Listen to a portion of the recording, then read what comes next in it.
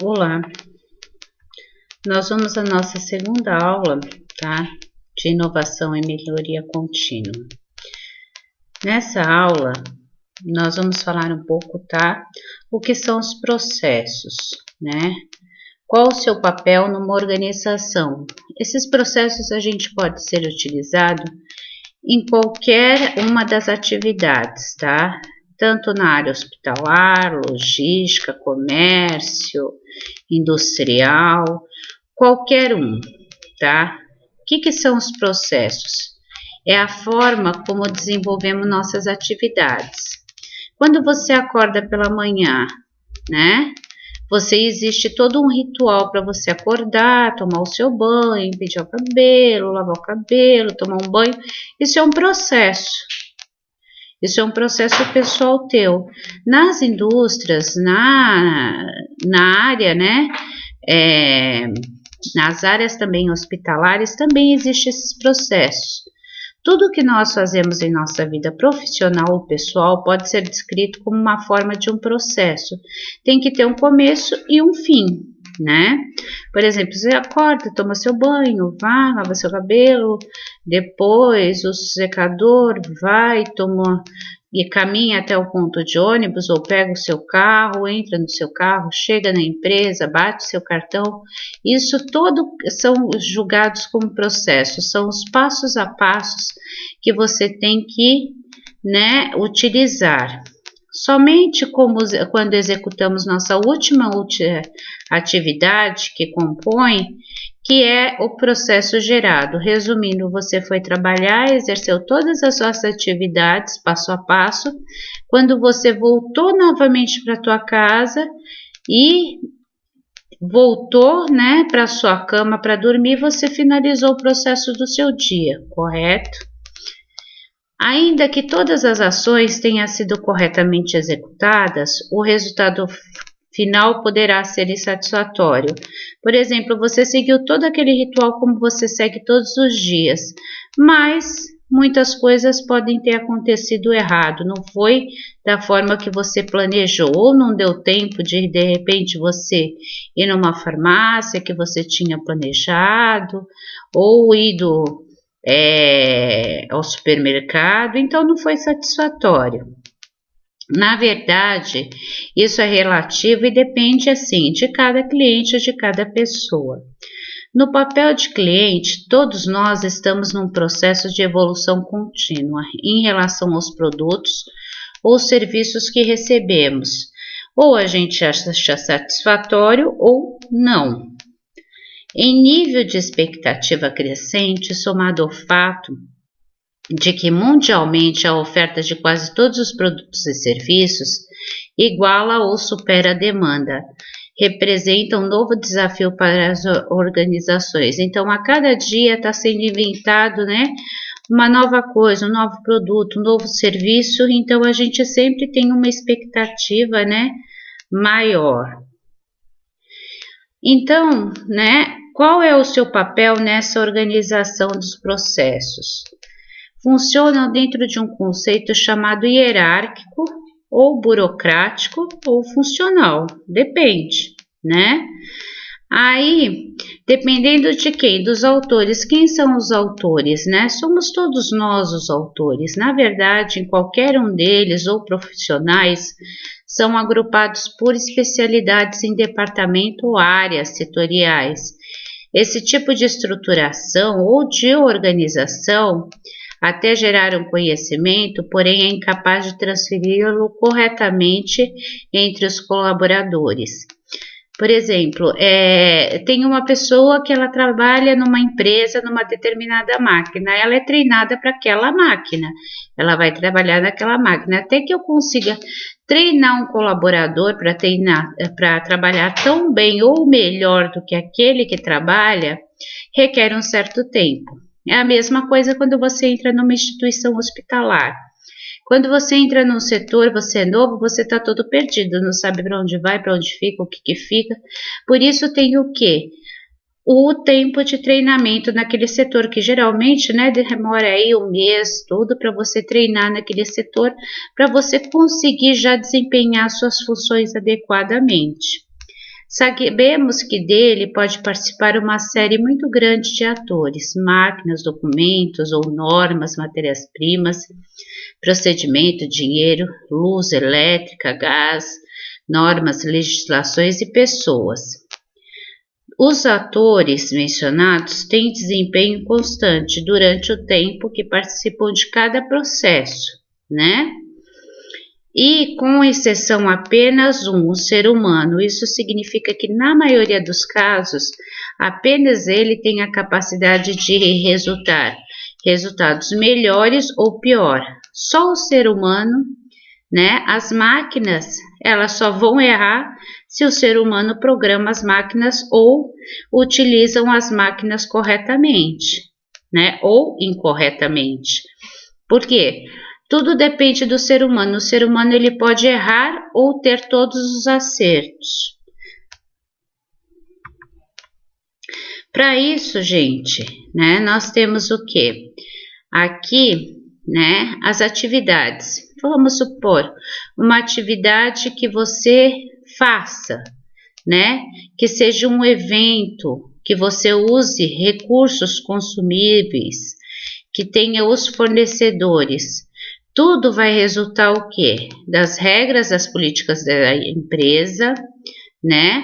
Das pressões externas que você pode sofrer, do requerimentos, né, de proprietário, de que ele quer, tecnologias que estão à disposição, pessoas bem treinadas, as instalações que são adequadas. Aí, todas essas partes que estão aqui, elas vão resultar o quê? Ou um aumento no número ou do lucro do negócio, ou do produtos de serviços também, e uma opinião do usuário satisfatória. Então, tudo depende o quê? Desses processos serem adequados, a gente conseguir fazer as nossas funções adequadamente, né, sem falhas, para que o nosso cliente esteja satisfeito. Qual que é o nosso cliente? O nosso cliente é o nosso paciente. No caso, ele tem que estar satisfeito com os cuidados que a gente vai dar para eles. Aí, nós temos o quê, né? O papel da organização e o trabalho da equipe. Aqui eu coloquei, tá? Por exemplo, um processo, né? Juntamente com o trabalho de equipe. Um processo, ele depende muito do trabalho de equipe, cada um saber qual é o seu papel fundamental, que é não precisar atropelar a função do outro para se dizer que é o melhor e no fim não faz nem a sua e nem a do outro, né? Aqui um exemplo clássico, né? De uma corrida que eles têm, né? A troca dos pneus, que na conquista de ao redor da metade de 7 títulos, o papel desempenhado pela Fórmula 1, que pelo processo de troca de pneus e reabastecimento foi absolutamente decisivo para eles terem os 7 títulos, quer dizer, para ser impecável, para se ganhar. Trata-se de um processo executado por 20 pessoas. São 20 pessoas que durante a qual mais de 70 atividades devem ser realizadas. E tudo isso num tempo em média de 5 segundos.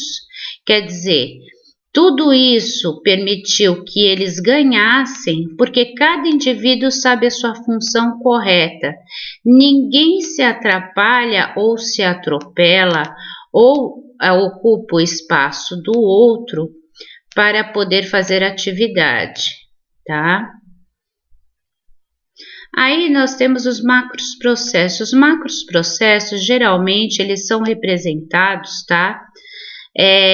O que faz numa organização, ou seja, quais atividades que nelas são executadas. Se inicia o desenho pelo nível de mais amplos, que é o macro, né, que é o grande, e recebendo essas grandes atividades o nome de macroprocessos, que são os processos maiores para depois ir delimitando cada um. A esse primeiro desenho se dá o que? O nome de cadeia de valor, que é um macroprocesso. tá? Que ele vai iniciar com o surgimento das necessidades do cliente externo. Qual que é o nosso cliente externo? Nosso cliente externo é o paciente, né? E o interno, tá? Finaliza com seu completo atendimento. O símbolo gráfico abaixo utiliza-se para todos os macroprocessos. Esses pontilhados de macroprocessos e essas flechas que colocam, né? Por exemplo, planejar a estratégia. Como que eu vou planejar uma estratégia de um cuidado para um paciente com grau, né, de dependência 4, né? O que eu vou fazer primeiro nele? Né? Aqui eu estou pondo como se fosse uma empresa, um produto, mas no nosso caso vai ser como se fosse um cuidado de paciente. Por exemplo, aqui eles estão dizendo como que vai ser uma estratégia, por exemplo, para planejar, uma empresa, né?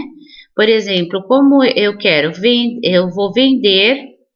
Primeiro, para me vender, eu tenho que comprar componentes para mim montar o meu produto, vender e entregar, né? Então, geralmente, o que acontece? Eles são sempre o quê? Distribuído por flechas. Primeiro vai vender, comprar os componentes, montar os produtos e entregar. Gerir os recursos humanos, vai ter que ter uma gestão de recursos humanos, de pessoas treinadas adequadamente.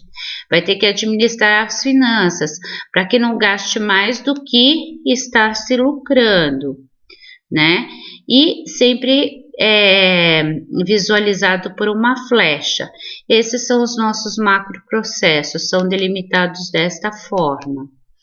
Em qualquer instituição que vocês entrarem e vocês verem isso, significa que eles têm uma organização.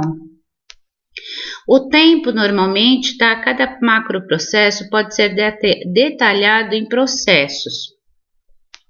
Por exemplo, eu vou vender. Eu vou vender como? Eu vou planejar as minhas vendas, né?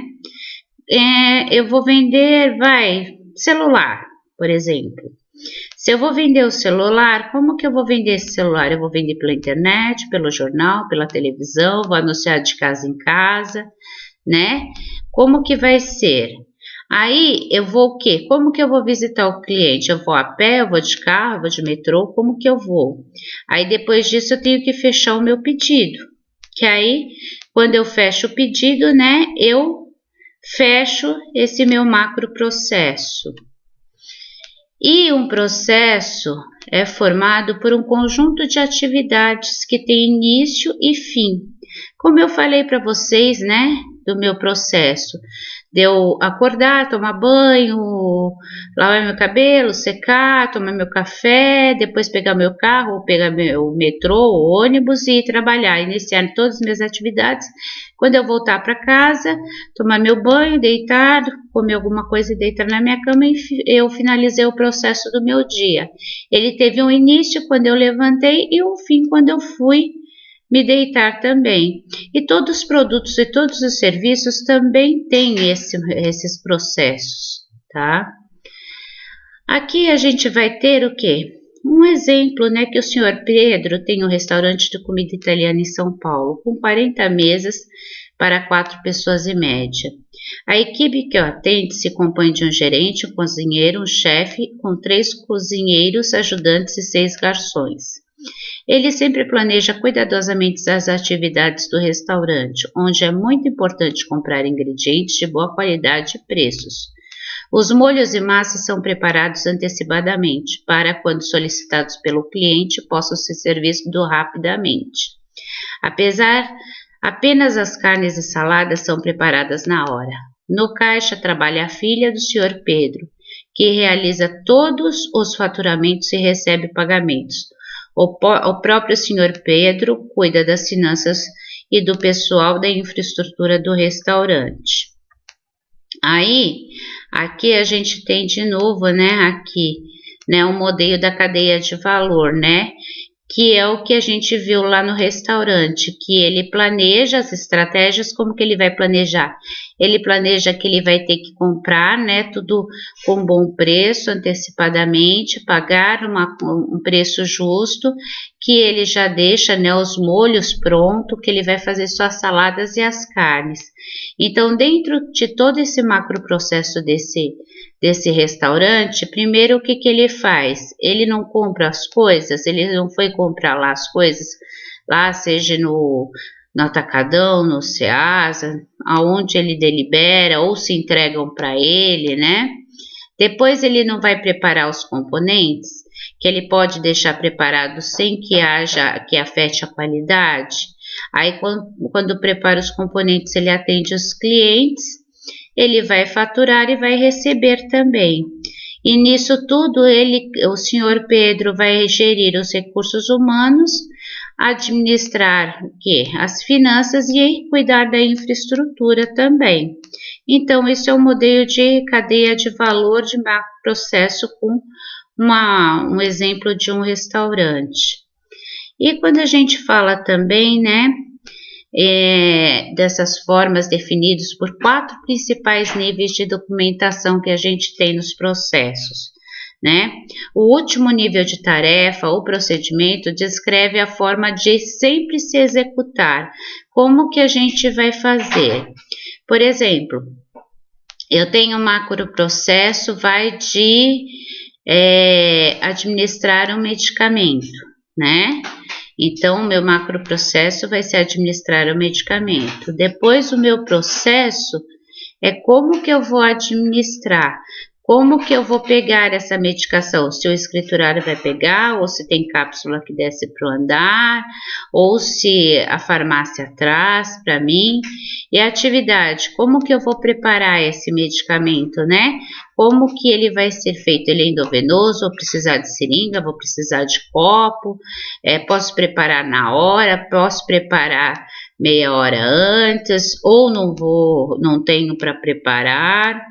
E como vai ser esses procedimentos para preparar? Vou usar uma seringa, vou aspirar com um êmbolo, com uma agulha 30 por 12 ou 40 por 12, como que a gente vai fazer? Que são os processos.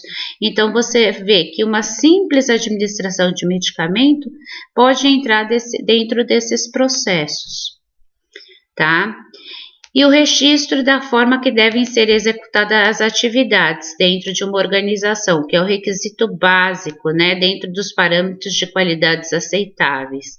Dessa forma, se impede que cada colaborador execute a tarefa conforme sua vontade ou conveniência, tendo de seguir um padrão conhecido e aprovado. Quer dizer, existe um padrão, não é cada um faz como quer, né? Fulano faz do jeito A, Beltrano do jeito B, Cicrano do jeito C. Não, todos vão falar a mesma língua, todos vão fazer do mesmo jeito. E toda essa documentação, além do próprio conjunto de atividades, tá, determina a sequência das mesmas que são executadas, para comportar também outras informações, como tais quem é responsável, os custos, os tempos. Então, cada um tem o seu papel fundamental. Padrão de modelagem para isso, gente, é o desenho básico para realizar, né? Quando se solicita, é utilizado um software ou também gráficos que são preenchidos também, né?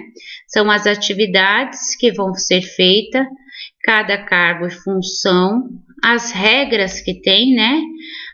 O local ou negócio, a área que vai abranger, os documentos que vai entrar e sair, no caso a medicação que eu vou administrar, eu vou ter que checar ou eu vou ter que bolar, se o paciente não aceitar, eu vou ter que registrar, né? Ou se for sistema de tecnologia da informação, se for um prontuário eletrônico da mesma forma, e os meus conhecimentos e habilidades.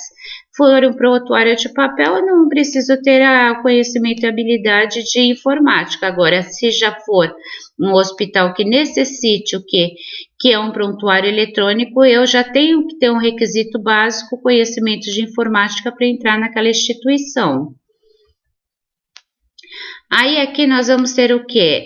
Sempre como é feito, né, os processos. Ali em cima que é o círculo, né, que é o centro de tudo, é o evento, qual é o processo que você vai colocar. Cargo 1, cargo 2, por exemplo, eu tenho um técnico 1, técnico 2, o que cada um vai fazer, o que o enfermeiro faz, o que o copeiro faz, o que o auxiliar de limpeza faz, né? Aí ali vai ter que ser descrita as atividades que eles vão fazer e os documentos que eles vão ter que preencher, os riscos, né, que pode ter, né, ou de errar e o sistema, se ele vai ser feito que tanto tanto eletrônico, tanto documental, escrito. E esses sinais abaixo, né, que é um V para baixo, um V para cima, um X, o que significa o V para baixo? Quer dizer, atividades, um auxiliar. Ele segue por todos os caminhos possíveis simultaneamente, quer dizer, ele pode aplicar a medicação, ele pode fazer o banho, fazer o curativo, né? Segue por apenas um dos caminhos possíveis, por exemplo, ele vai, o escriturário faltou, de repente ele tem que levar uma prescrição até a farmácia. Ou segue por por um ou mais dos caminhos possíveis simultaneamente, né? Então ele pode só seguir por um, né? Ou mais também. Aí é o Vzinho para cima. E nisso, através dessa parte aqui, ó, vocês vão simular esse exercício, que é a nossa próxima atividade, que é elaborar o mapeamento de processo de compra de insumos, identificando o evento inicial, as atividades do efeito final desse processo. Esses insumos que você vai simular, né, primeiro a compra, tá? É como se você tivesse numa farmácia de um hospital e você precisasse comprar seringa. Eu quero que você compre seringa. Só quero que você me monte o macro processo de compra de seringa, tá? E um setor e uma outra atividade que é um setor de clínica médica contém 30 leitos e 2 isolamentos. Os funcionários que trabalham nesse setor são 5 técnicos de enfermagem, um enfermeiro, uma copeira, um auxiliar de limpeza e um escriturário. E o médico da especialidade de clínica médica que passa a visita todos os dias por volta das 10 da manhã. Faça um mapeamento do processo para os cuidados do paciente desse setor, envolvendo todos esses profissionais. Quer dizer, você vai pegar cada um desses profissionais e envolver. Lembre-se que eu tenho 30 leitos, tá? Então, você vai ter que distribuir aqueles 5 técnicos para 30 leitos, sendo que provavelmente fique todos os dias apenas 4 técnicos. Por quê? Porque um vai estar de folga, né? Se eu tenho 5, um vai estar de folga. Com exceção aí, de 2 dias na semana que provavelmente esteja os 5, mas fora isso vai estar um de folga. Então você vai mapear, você vai fazer esse processo de qual que é o evento, né, que ele vai fazer, se ele vai fazer um banho, qual que é a atividade que ele faz no banho, o que ele requer para isso. Ele pode só dar o banho, que é um caminho só possível, ou ele pode dar o banho e fazer o curativo junto e trocar e tirar, se o paciente estiver com uma sonda vesical,